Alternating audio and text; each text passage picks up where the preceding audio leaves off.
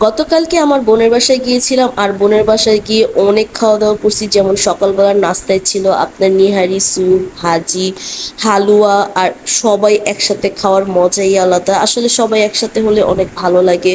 তারপরে সন্ধ্যায় ছিল, সরি দুপুরবেলা ছিল আপনার এই গরুর মাংসের তেহারিটা। আসলে আমাদের ফ্যামিলির গরুর মাংসের তেহারি অনেক পছন্দ, সবাই একসাথে হলে জাস্ট শর্টকাট আমরা এই তেহারিটা রান্না করি, অনেক মজা করে খাই।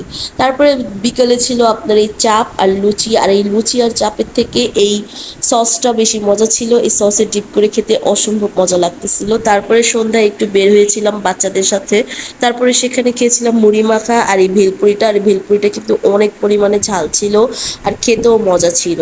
তারপরে বাসায় এসে অনেক পদের ভর্তা দিয়ে ভাত খেয়েছি, যেমন এই টমেটো ভর্তাটা আমার কাছে অনেক ভালো লাগছে, অনেক ভ্যারাইটি ছিল ভর্তার। তারপরে এই মুরগির মাংসের তরকারিটা এত পরিমাণের মজা হয়েছে, কালারটা দেখেন জোস ছিল। আর